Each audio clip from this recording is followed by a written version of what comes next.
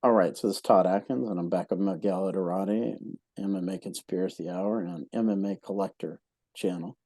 And we're going to talk about this USADA UFC clash with USADA leaving January 2024. And USADA, UFC may say it allegedly, but USADA has openly said it's primarily because of Conor McGregor.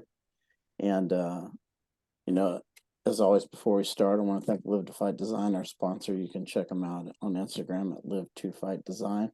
Use my promo code Todd Atkins. You can get $20 off your order of a fight banner or gym banner. And Miguel, I kind of want to get your opening thoughts on this recent news.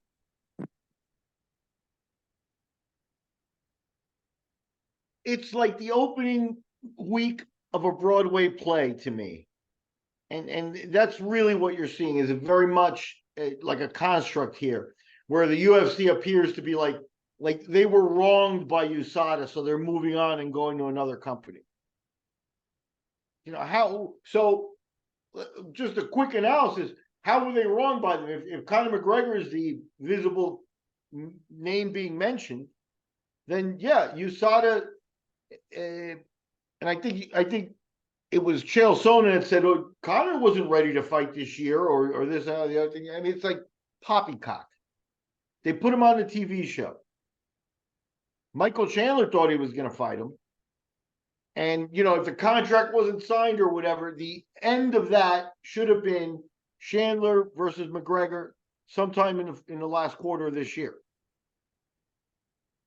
And that didn't happen. When that got taken away from them, that was the biggest pay-per-view of this last year. And that's the Fertittas and Dana had a cutthroat attitude from the beginning. And so this is a little carryover of Dana's brashness and stuff like that. But the new company is exclusively about making money. There's nothing else that is important to them except the bottom line. And here is a group that they hired that had to, just by exercising, doing their job, blocked their biggest payday of the year. So that's what they don't like. And that's why they're going to go after them. And they're going to go after this is typical Dana stuff. They're scumbag. They pulled a scumbag move. So they spoke in public and you didn't know about it. So it's a scumbag move. I don't see anything he said that was really all that wrong. And, that they're going to go with another outside company that possibly I saw somebody saying that it was a group that did the NCAA. When was the last time you saw an NCAA athlete, a college quarterback or a college basketball player, or even a college triathlete or somebody, one of the guys that in the muscle sports and stuff? When was the last time you heard or know of any college athlete testing positive for steroids? Or really even NBA or NFL, you really don't see those guys testing positive for steroids. They might test positive for marijuana or something, but it's very rarely steroids. Yeah, and the NFL especially, you sort of wonder because of the size of some of the guys. In basketball, maybe it's just not part of the culture. But at the end of the day, you don't hear about it at all. So whatever they say they're doing out there, either is extremely effective and nobody takes them, or people are falling through the cracks. Yeah, I've heard. I was trying to research quickly here before we hooked up here, but I've heard the NCAA is a piss test. A piss test. Let me give you an example from boxing, okay? So Vladimir Klitschko and his brother Vitaly Klitschko, I think it was Vitaly that was actually banned for steroids from the Olympics. And again, if you look at the men from the eye test, it looks pretty good chance. And you add to that Vladimir, who was, the decorated world champion there, but Vitaly's maybe a better boxer, actually, but Vladimir is the guy that carries the flag as the famous historic fighter. He based himself in Germany. And every time they asked him about steroid testing, he said, I follow all the regulations of the German Boxing Commission, whatever it's called, the Bundesliga. They take piss tests. No blood tests. So what kind of testing are we really talking about? The idea with USADA was that they were doing blood tests and they were, tracking where you are and going, because not for any reason other than that they could show up wherever you are and ask you for a piss test. That pissed some people off too. But that really is the best, attempt at trying to do this. And then, they probably ran into hurdles as well.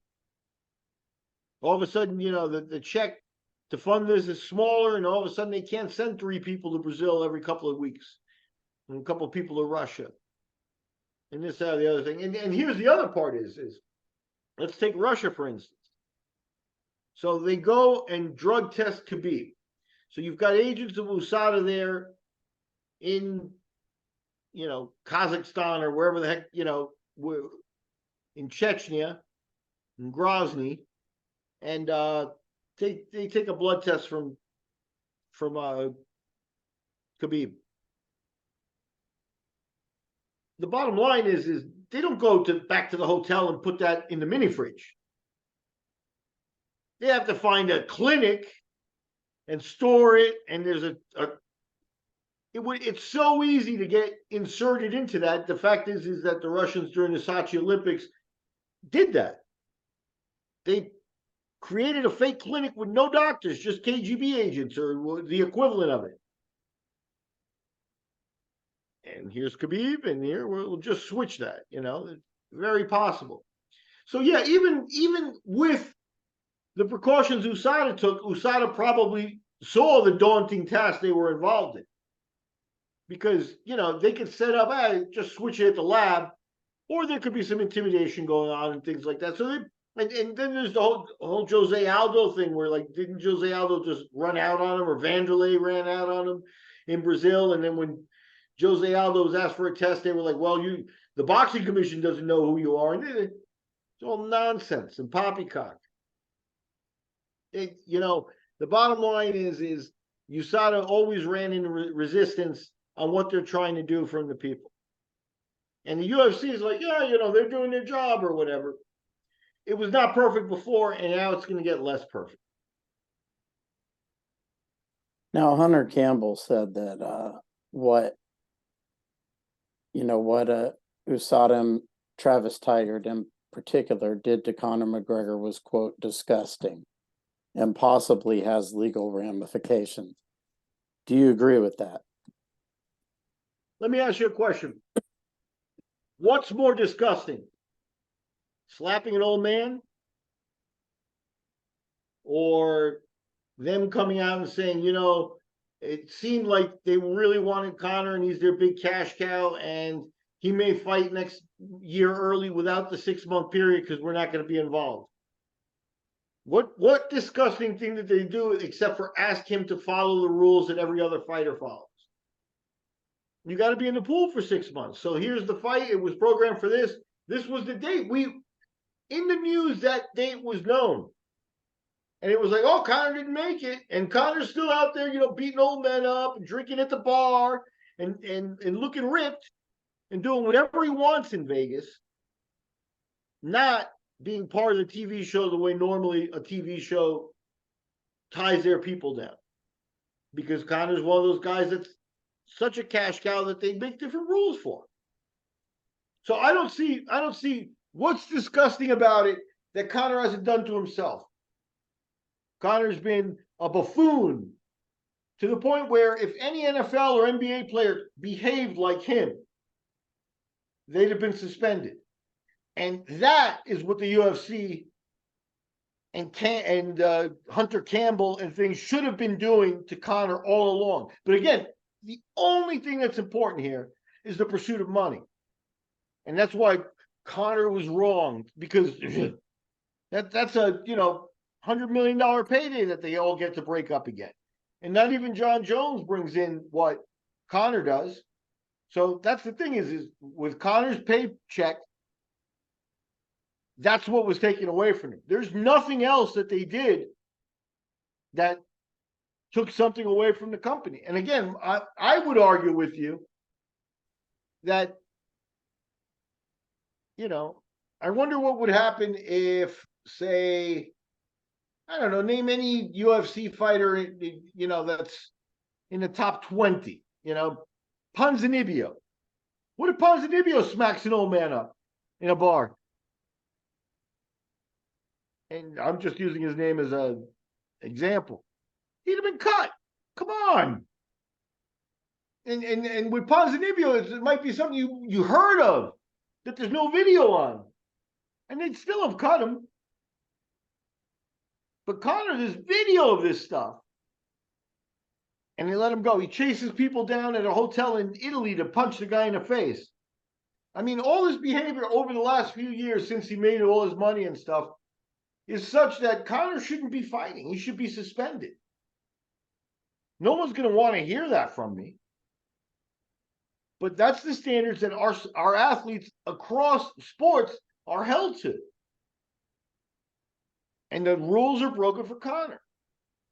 When he broke his leg, he could very well, if they had said, look, he had a broken leg, and they could probably have gotten a doctor to do this, here are the receipts and the prescriptions and things for the steroids that Conor's been taking as part of his recovery.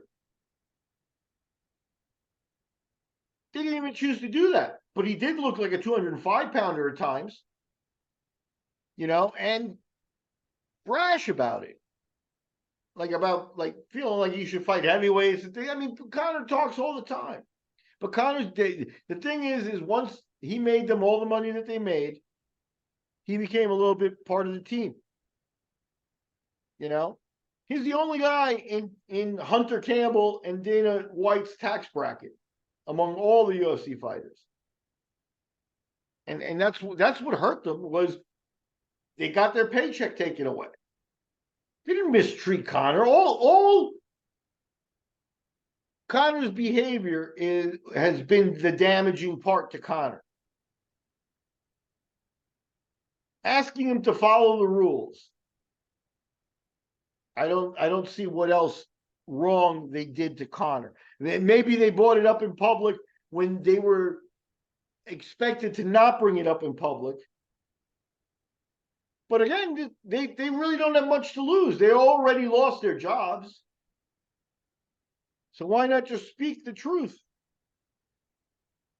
as they see it? We'll see how they spin this. And the thing is, God bless the, the thing about Hunter Campbell, obviously, a bright, impressive guy. And I'm sure, he's got a great salary. And I'm sure if he were a lawyer, he'd be billing, close to $5,000 an hour.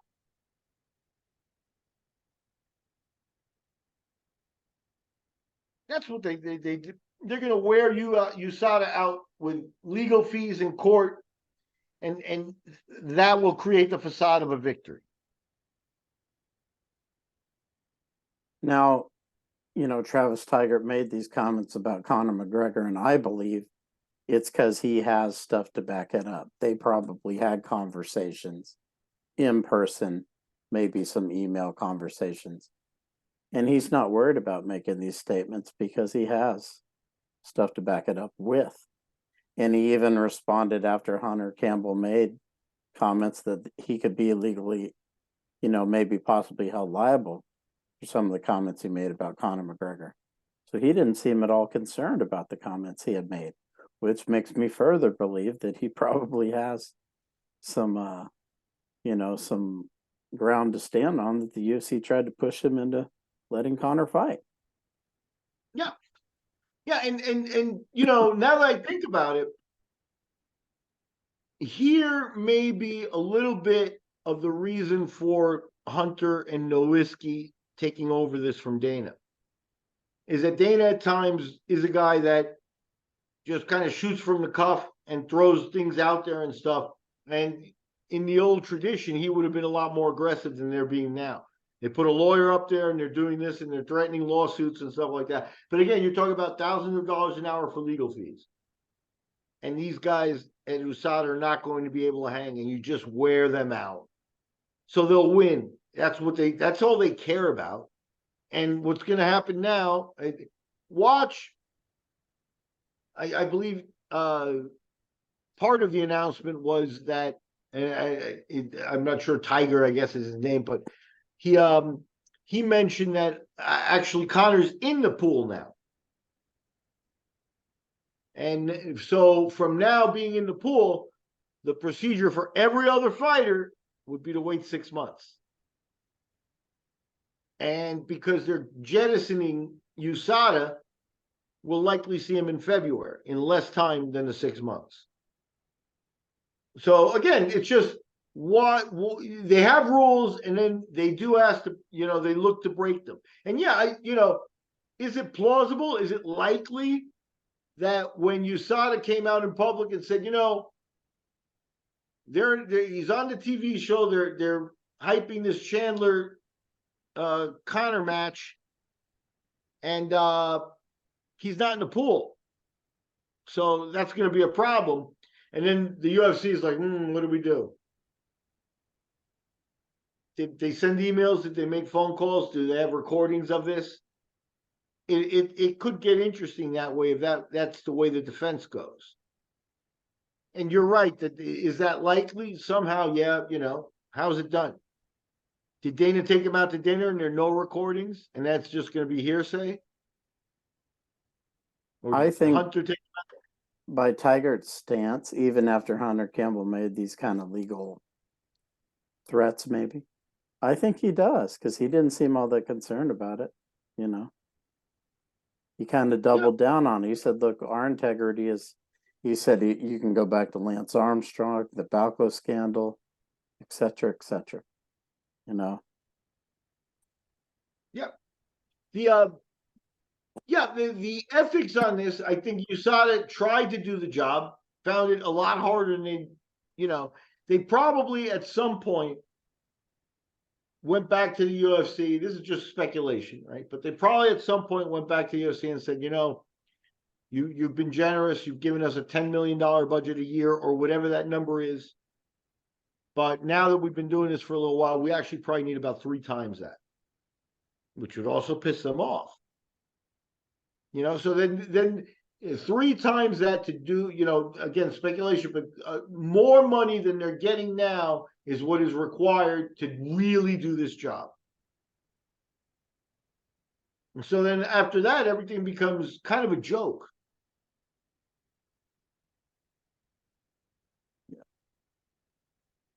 I have a solution. The bottom line is hiring a company to take care of your testing and things is not the right way for this to be done. In the United States, this should be the job. The boxing commissions do drug testing also. It's like, who got him? USADA? Did the boxing commission get him? Did USADA get him? That's been a question, an open question these last few years. It should be exclusively in the hands of the commissions. So what's broken there? Okay, so Nevada, they have a robust commission and they can afford testing and blood testing and things like that. But still probably not the top of the line tests and things like that, and the most modern tests, because that's more expensive and they have a budget. Now you take that, even like, for example, Bellator, they're complicit in this steroid game as well. Remember when Ken Shamrock returned to Bellator? Roided to the gills, in my estimation. And they had him fighting like North Dakota or Kansas or something like this. The weakest of the boxing commissions. Where if they test, they don't test every athlete. They may test the main event guy, so Ken took a piss test. Piss test is not what you need to really catch steroid use in the modern times. So the boxing commissions are way out of date, but nobody gives them the power or the influence to do that. The bottom line is like when a boxer or a big fighter like Nate Diaz or Nick Diaz, when Nick Diaz was suspended for marijuana, they held up his paycheck. They took 20% at some point, or whatever the fine is and stuff like that. And now you're talking about a substantial paycheck. So Nevada earned $200,000 on that fine. It's not a great deal of money. I'm sure USADA was making more than that to do this job. But that money should go into a pool that assists all the boxing commissions. to maintain the same level of steroid testing across the board. And all that money should be pooled there. So everybody that pays a license and everything there, all that money should go in there. And then the boxing commission doctors, who right now are just bureaucrats and paper pushers, is your eye test taken? Is it an ophthalmologist that did it, or did you do it with an optometrist? Because it's got to be an ophthalmologist. This is the kind of shit that these guys do. And yeah, this was an ophthalmologist. You got the test, but it's not in the right form. This is what they do. The forms are there. Check, check, check, check. I would urge them to say, look, let's hire the doctors to actually be doctors and have a doctor-patient relationship with the guy.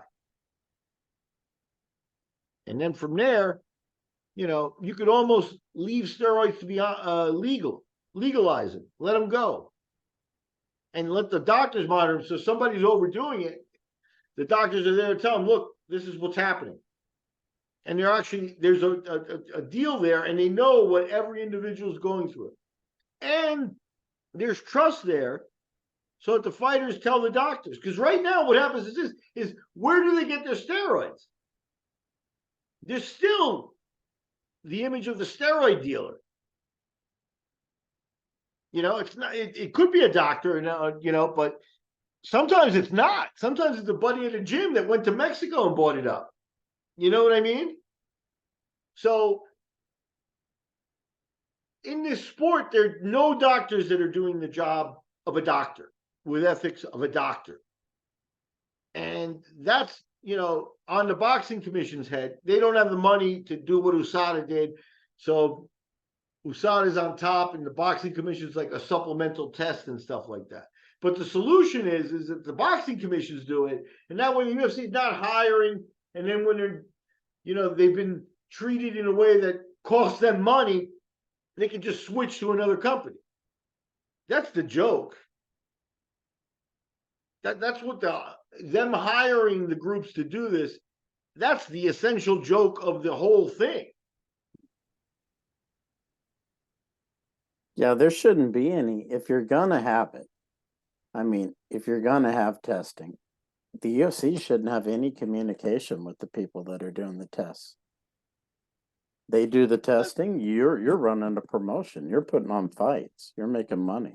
You shouldn't have any bearing on what these people are doing whatsoever. Yeah, that's not the way Dana works, and that's not the way this company works. They have tentacles, especially once they've spent money or are looking to make money, and they get in there, then it becomes a situation where they don't wear gloves, and they're bullies. Again, Dana kind of backing off and saying, no, this is a new move for him, right? But Hunter and Jeff in their press conferences,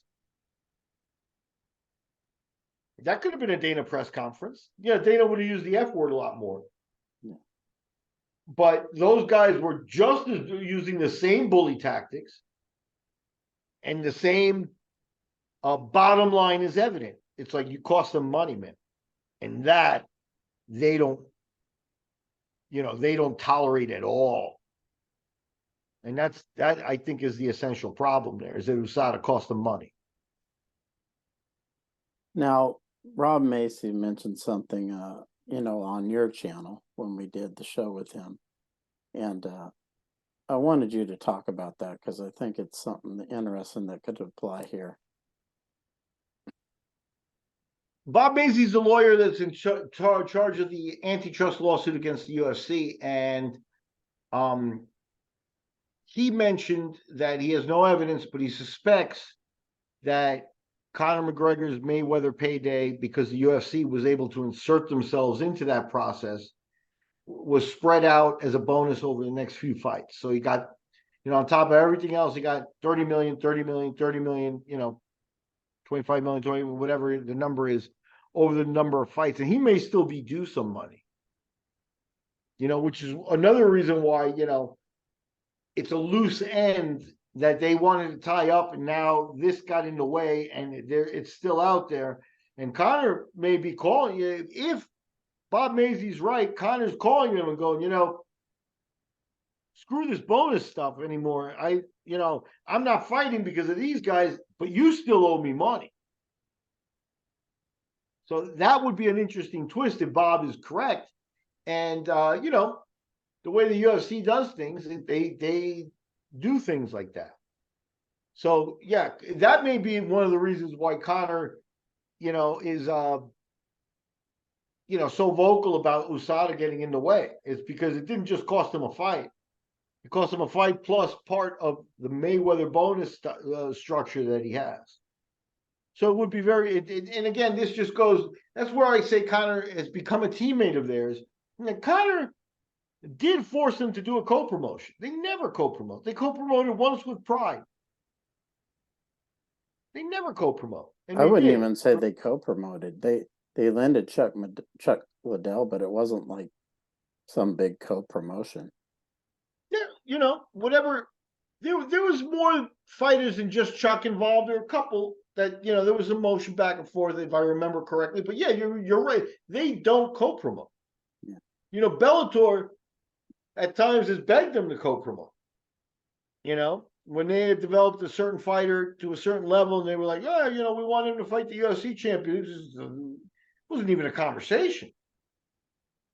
But they co-promoted this boxing match and everybody made money, and that put Conor on the team. And that's why Conor operates under different rules. Like I said, in any other sport, any athlete, even the top athlete in the sport, would suffer some kind of consequences over the behavior that Conor McGregor has been doing consistently over the last few years. Most of them, most sports wouldn't even tolerate, how many times he's just drunk in public. Another thing that I think might support Rob's theory is the fact that Conor wants to fight again at all. If he got all the money up front, it's not like he's been successful in his past few fights. Right. No. Why does he want to come back and fight so badly? He knows that your star shines and then it wanes a little bit. And there's no doubt that he's, at the end of the day, I always judge it this way. A fighter starts off his career, if we go back to the old days, some of these guys started as amateurs fighting for free, and then they got to the pros, and the pros, they fought, for $300 and $300 more to win. And then, they got the bump, and the UFC starts them off at 2,000 and 2,000. And they go to 4 and 4, 6 and 6, and then eventually somebody breaks through and they get, a decent paycheck. That escalation process is a slippery slope, because once you get to a peak and you have to go back, it has a very deep effect on the motivation of the fighter. Anybody, imagine you've got a 25-year career at Citibank or any corporation in the country, and at year 15 they tell you, we're going to cut your pay. It doesn't happen anywhere, but in here it does. So yeah, the whole structure of the way they do things is a big problem. And Conor's motivations, like you said, once he made that big payday, even now for the UFC, he wouldn't be motivated to make 30 million after he made 100 million. And after his whiskey company was valued at X amount and this, and he's got that. What's 30 million bucks to him? Except for that's the 30 million for the fight, and it's also the 30 million, another 30 million from the boat that everybody thinks he already has. So Bob, it would be interesting if Bob could prove that theory, because that's really all it is. And with due respect to Bob, he said it's speculation as well. But it would explain why he's wanting to fight at this point, because like I said, he hasn't because he still hasn't gotten fully paid for that. Of course. Yeah. And that's what you're talking about. It's like everything points to Conor McGregor should be lowering his motivation to fight. He should be one, it shouldn't be as interesting to him. But he's still owed money from that, that would explain why, yeah, he's so vehement. Yeah, maybe it's because, he's a fighter at heart and things like that. Come on. Come on. Yeah, that's incredibly interesting. If he had won like 6, 7 fights in a row, it might make sense that he still wants to fight. But he hasn't had a lot of success over many years, and he's coming off a bad injury. Yet he wants to get back in there so badly. Yeah, and trust me, one win and he's in a title shot. Plus, he gets a big bonus. Yeah, and this may be the last one, or I don't know if there's how they chop it up, and again, it's just speculation, but yeah, the thing that motivates the money guys is money, and there's something about Connor's fervor, like you're pointing out over this, that hints that there's bigger money there. And the UFC, even from a lawyer's perspective, if you made a deal with Connor, you're spreading out 150 million over 5 fights or 6 fights or whatever. Yeah, let's sign the deal, and get the deal done in the books. And now this is stalling that, all because USADA wants their 6 months. 6 months, they didn't think about any of that, and they had no concept that USADA could even go in there and block it in this way when they signed both of those deals. When they signed USADA to do it, they didn't think like, how could this affect our cash cows? And again, in the boxing commission world, they've proven that the boxing commissions will play ball. And that's why I think they should be ethical, and make the doctors do their job and really do that. But the problem is those guys are all state employees and on salary in the boxing commission. So who knows? Even a check under the table will change minds. And a UFC fighter bonus to a boxing commissioner is a year's salary. I want to look and see how many times he's fought since the Mayweather fight. I applied for the New Jersey State Boxing Commission job in the early 2000s, or 2000, late 2000s, actually. At some point, Larry Hazard, who's there now, I think, or was there afterwards, took a break and then came back. But during that break, there was actually taking applications for the job. I applied for it, and they offered $125,000 a year and an apartment in New Jersey and a car. Like, you'd have a state car that you can drive around in. For the average person, that's a good deal. It's a good job. But again, 125 grand, 75,000 bucks under the table in cash, and I'm not saying that happens and stuff, but there's, for example, in the case of John Jones, where the Nevada State Commission was being a little difficult, and they just went to California, and California played ball and let John Jones fight. Crazy. So it's reported that Connor may have made what, 100 to their tune. It's reported that Connor may have made what, 100 million? Yep. He's fought 4 times since the Mayweather fight. So if they chop it up 2020, then he's due 20 million on top of what he would normally make for this fight. And again, that's the thing is Connor's in the mode of, he's a collector. He's collecting on money he is owed, So yeah, the block on that is definitely something that nobody expected, if that's the case. But that would certainly be a motivating factor to his attitude. In public, he's like, I'm a fighter at heart, and this is what I do, and I want to do my yelling and stuff. He's a 35-year-old man. That act is so old that, whatever. But that's the way he wants to go. But I think behind the scenes, it's that there could be very well, money that he is owed. Not after, once he fights, he's owed the money. But there may be money pending from previous fights that are tied to this one. And when that got blocked, that complicates this whole thing. Also brings the UFC lawyers in there, because now they have a deal that's incomplete. Yeah, he might say, hey, you still owe me the money whether I fight or not. Yeah, how am I gonna do this? How are we gonna do this? Because they're not gonna cut him a check for nothing. Right.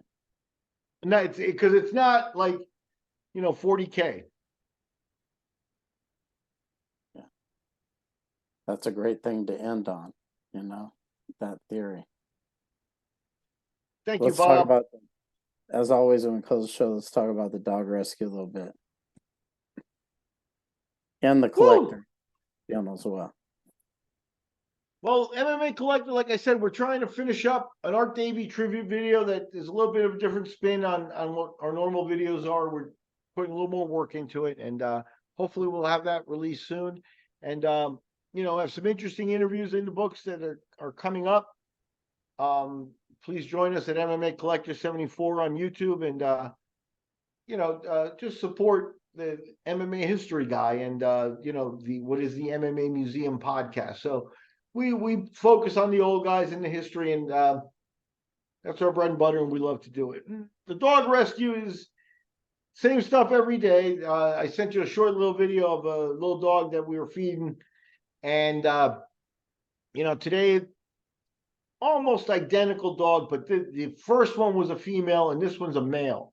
And I know it's a male because I found them with my dogs, and my dogs will react to a male. So it was a little harder to. I had to go put my dogs away. It was a little harder to find them and things like that. But we're just trying to just feed and help out little street dogs here in Costa Rica, and the situation for animals is horrible across. For pets, it's horrible. The abandonment, the overbreeding and things like that. It's just on a daily basis. Even in the United States, you can see, in Texas, they on a daily basis euthanize dozens of dogs, and it's truly tried. Dozens of good, healthy, young, adoptable dogs, and people, still want a puppy, or people just very unfeeling over that. So, yeah, I'm going out trying to do some good for these animals that need the help, because the human animal, I'm done helping. Yeah. I'll help you out, Todd. I appear on your show, because we have so many millions of viewers that you need me. But no, we do this for the fun. But yeah, I do that for the heart. Miguel, as always, I appreciate it, and your insight. It's always great. And for everybody that supports the show, we appreciate it. Feel free to subscribe. Check out the MMA Collector, subscribe there, and I'll put the GoFundMe for the dog rescue in the show notes. And so you guys can check out that. Feel free to donate to that. And as always, till next time, see you later and take care.